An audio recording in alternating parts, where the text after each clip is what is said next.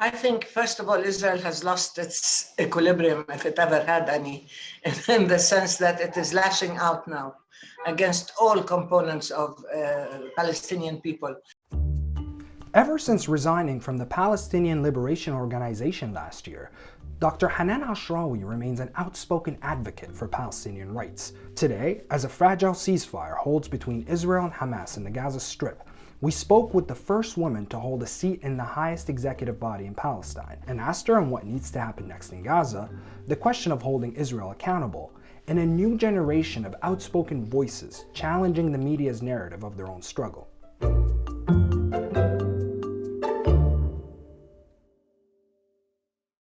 So the Israeli bombardment on Gaza left at least 248 Palestinians dead, including 66 children. On the Israeli side, 12 died from Hamas rockets.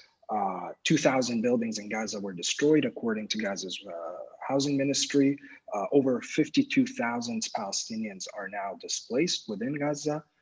What needs to happen now, in your opinion? Well, a ceasefire, so-called ceasefire, I call it, cessation of hostilities, in the sense that an intervention to stop the violence, particularly against the captive and besieged Gaza and the totally vulnerable Palestinian population. This is essential because we want to save lives and we want to stop this horror, but it's not enough. Because if you keep doing this, every once in a while, every couple of years, Israel will launch a campaign against Gaza and will destroy Palestinians. And then the international community will intervene to have a ceasefire, and then they will have to rebuild. They haven't even rebuilt Gaza since the last 2014 assault on Gaza. What we need to do is stop this. And to stop it once and for all, you need two things in broad terms. You need accountability for Israel, and you need protection for Palestine. You cannot maintain a situation of occupation and oppression and injustice against the Palestinian people. You cannot maintain Israel's impunity in place. You cannot maintain Israel being given preferential treatment with a sense of entitlement that it can do whatever it wants to the Palestinians and get away with it. And you cannot allow this apartheid colonial system to continue as is. You're saying that Israel needs to be held accountable. Obviously, as you mentioned, Israel's argument or counter-argument is that it has a right to defend itself. This statement is staunchly supported by major global powers, including the United States, not to mention the fact that Israel receives $3 billion in military aid every year from the US, not to mention the weapon sales that are going to Israel from the US, from the European Union. So with all that in mind, who really is going to hold Israel accountable? You see, the international community, including international regional organizations such as the EU, even the US, they have within their own legal system and the multilateral system instruments and mechanisms to hold Israel to account. What is lacking is the political will to do it. That's what is lacking. Okay, now Israel keeps repeating the refrain that this is self-defense precisely because it wants to avoid accountability. And this refrain is picked up by European and American officials in order to save Israel from the International Criminal Court. And this is the whole presentation of Israel, that they are being attacked somehow by one group, Hamas, which is quote unquote a terrorist group, and they are launching whatever thousands on innocent civilians in Israel. So they have totally reversed the situation, and they've presented themselves as people in a state of self-defense, and they've totally eradicated the whole concept of occupation, control, enslavement, apartheid, injustice, oppression, everything. They removed it because they want to maintain an exclusivity over being the victim.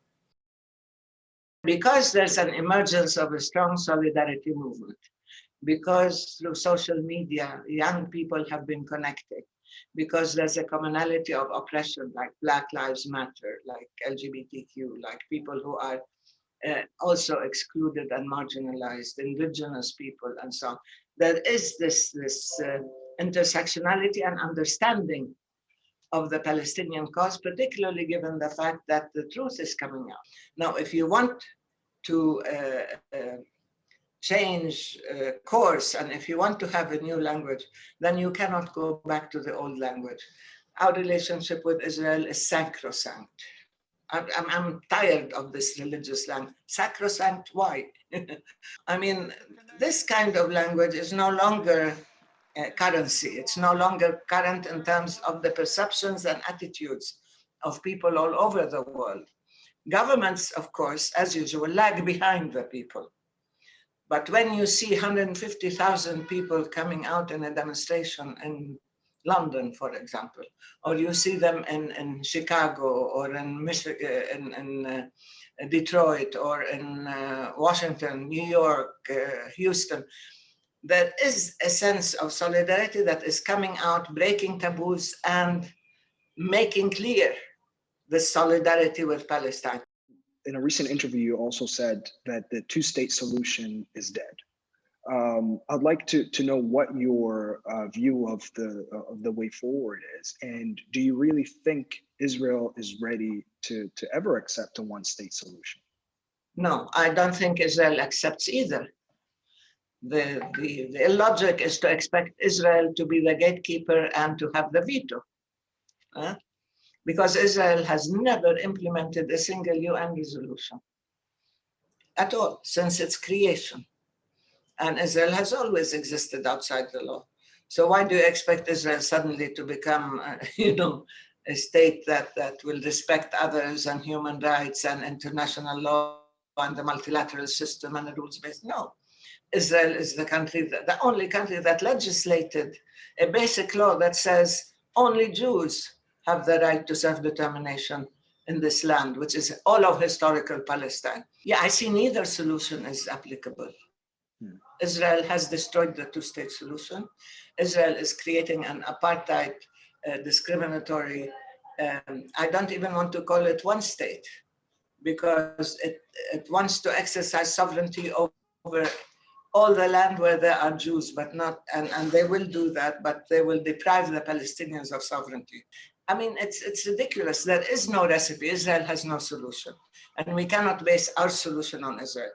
Only when Israel opens up, when this system of discrimination, repression, apartheid is dismantled, only then will you begin to see that there are opportunities of equalities and so on. Mainstream media, when mainstream media tends to focus on the plight of the Palestinians, the discussion tends to kind of center around the fact that there is disunity, there is political divisions between Fatah and Hamas. However, what we've seen in the last few weeks on the ground, the level of activism that we've seen, the protests that we've seen inside Israel, the protests that we've seen in East Jerusalem, in Gaza, and even around the world supporting the Palestinian cause, as well as this new generation of voices, young Palestinian voices who are speaking out in the media and truly posing a challenge and not letting the media narrative shape their own struggle. Within all these layers, there is a strong level of unity, one can argue. So how do you see it? And do you think it can affect the politics or Palestinian politics moving forward? Yeah, it should affect Palestinian politics, because the unity that you have is an organic unity now.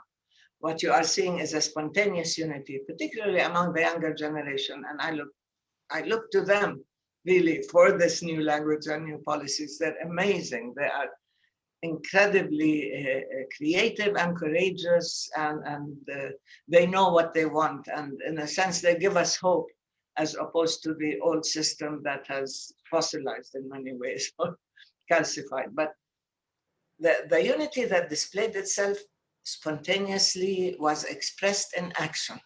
This is the unity that's very significant, because Israel thought it had tamed, Hamas. They said this openly, or it had subdued the Palestinians in the West Bank, or it had managed to normalize Israel in the eyes of the indigenous Palestinians in Israel, the 48 Palestinians, or it has managed to bribe the Palestinians of Jerusalem.